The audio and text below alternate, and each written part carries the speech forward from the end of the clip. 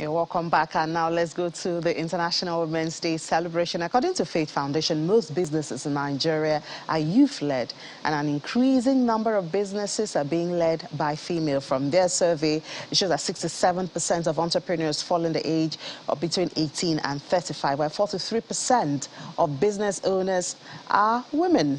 Now we have the Executive Director of Faith Foundation, Adenike Adeyemi, joining us now to tell us and celebrate today. Happy Women's Day. Same to you. Happy Women's Day Happy too. Women's Day to you. So we have the theme for this year as Gender Equality Today for a Sustainable Tomorrow.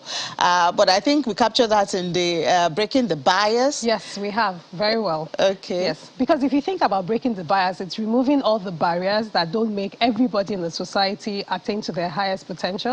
And then when you then now talk about women, yes, women are half of the population. And so women should have as much rights to be able to do anything that they want to. And in the case of entrepreneurship, to be able to start and grow a business to the fullest potential that they should be able to. So let me ask, should women be given this potential, or should women take this potential? It's a two-way thing, Okay. because you have to start with equality and equity. So if you're saying giving and taking, you have to say, where are women at the moment? So where are women at the moment? Women make up about 43% of business owners in Nigeria. But if you look at the women, the kind of businesses women own, they're mostly micro and very small businesses.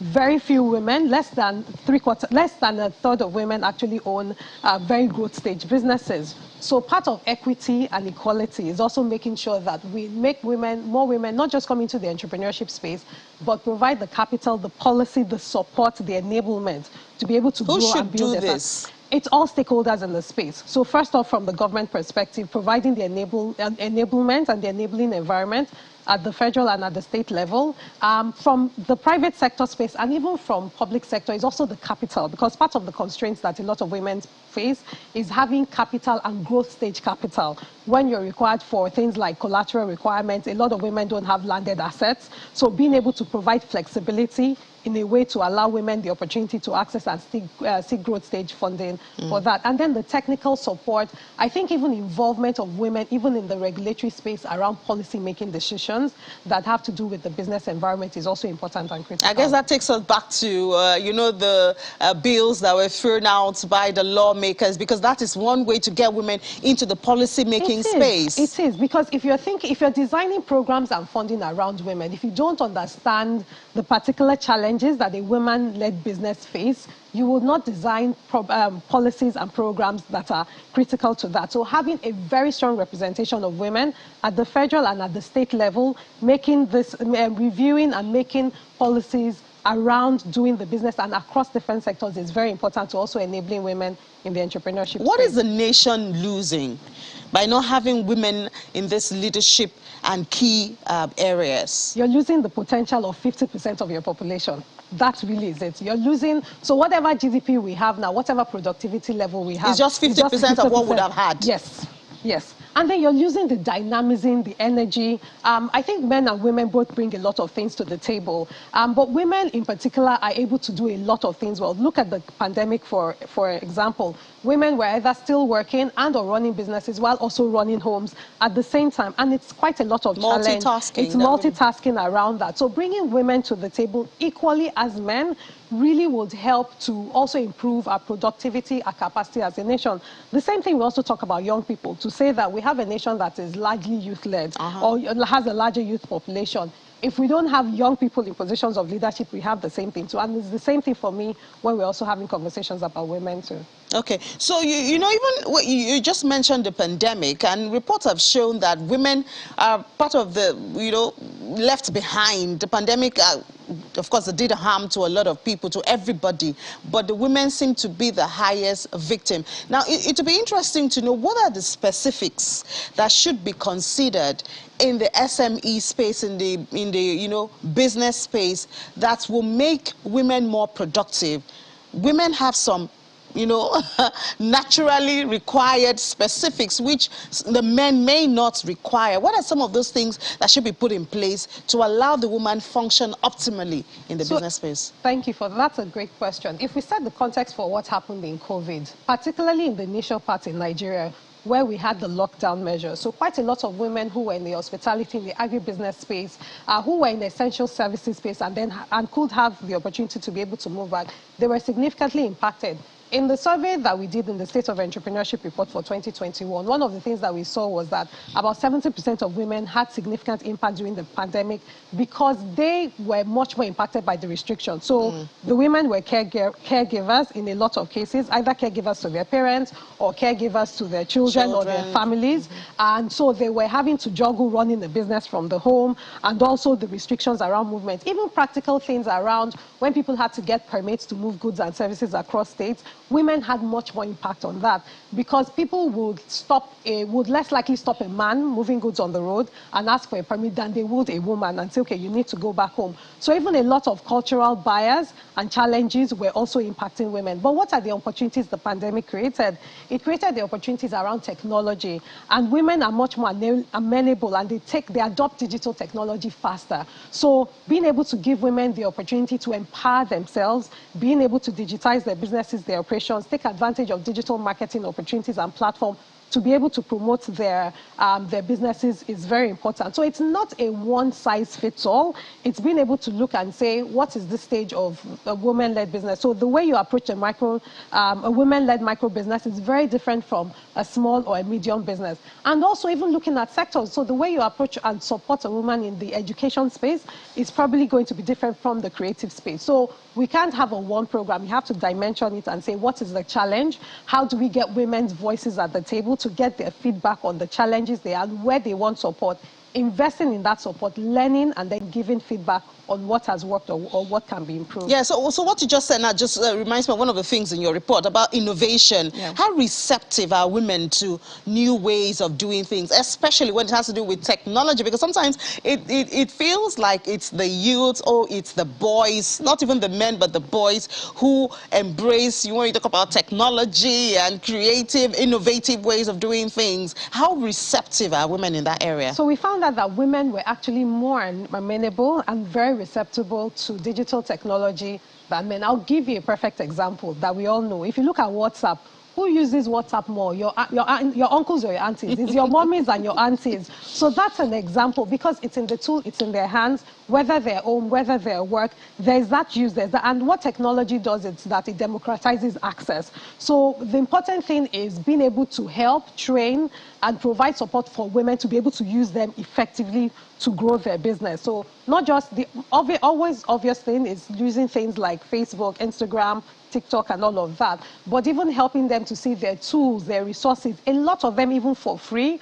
or discount access that you can use to manage your inventory, your procurement, your financial reporting, record keeping and all of that. So really showing them all the resources that are available and how they can use that to better understand their business, better manage their business finance, better understand their target market and learn and provide more visibility for their products and their services. And this speaks to educating the woman, educating the girl child at different stages of their life. And the cost of data, the cost of these skills is also another thing. It is expensive, yes, and that's where policy and regulations come from. So, and that's not just even for women businesses, it's across the board. Exactly. Making digital infrastructure and technology amenable to everybody from young and growing up. But then again, like you said, it's also providing the knowledge, the tools, the enablement. There's a program we do called Aspiring Entrepreneurs Digital, where we help people to learn how to use and place their, and to learn how to take advantage of digital platforms to be able to grow their businesses. And there are quite a lot of programs that are doing this already. So really making sure that those programs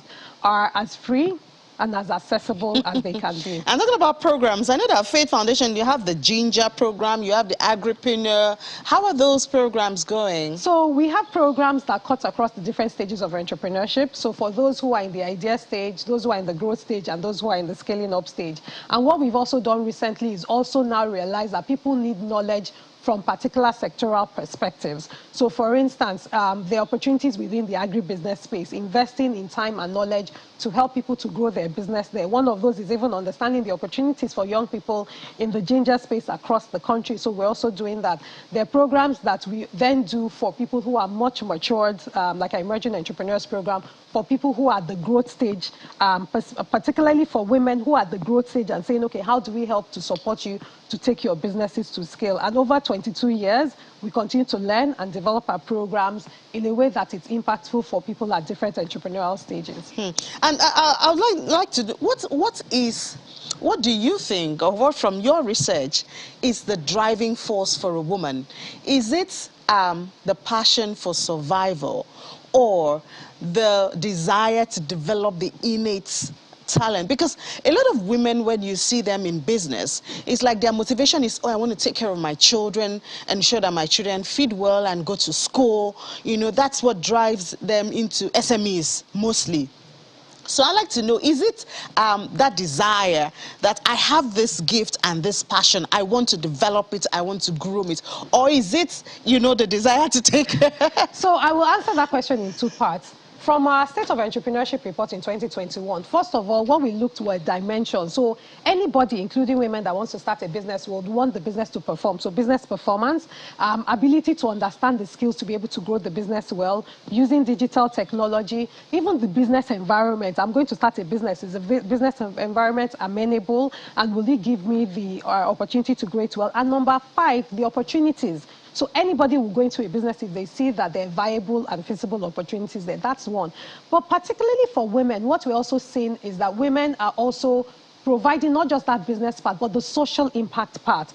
Beyond just even feeding, because that's what a lot of people think too. But a lot of the women we see in our program started businesses because of a challenge they had or other people had, and they saw that, well, I can help to solve this challenge by creating products or services that address this issue and also create a business out of it. And so that's why women are also, they're also very good investments, because they're not just good economic investments, but they're good social investments. Social investments. When they make money from their businesses, they not just put it back in their communities or even in terms of their families, but they invest it even with things around them too. So how do we make the girl child a better tomorrow, the girl child of today, a better woman tomorrow, a more confident, a more realistic woman tomorrow?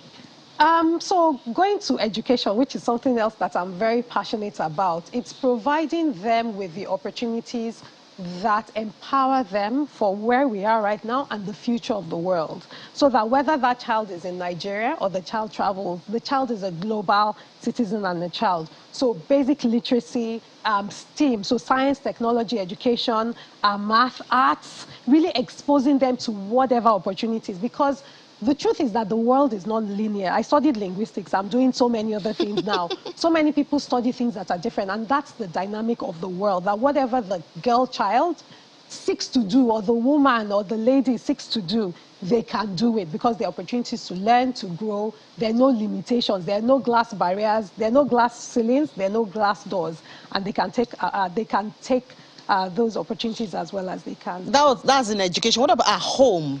It's the same thing too. Growing up in an environment that they're nurtured and they're made to know that they were made to fulfill all the potentials.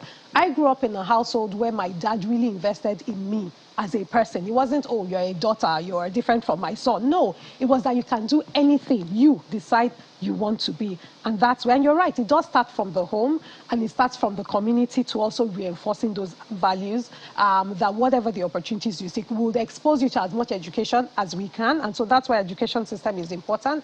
But whether at home, whether in the communities, whether in our faith environment or movements, wherever you are, it's just inspiring them to have the confidence, to have positive beliefs in themselves, to be able to read and explore as they can, and to know that there are literally no limitations. And also that the world that they live in is also safe, even for them as girls and as women. Yeah, and to remember that if the woman or the girl child is not empowered, the nation is losing 50% of its potential. 50%.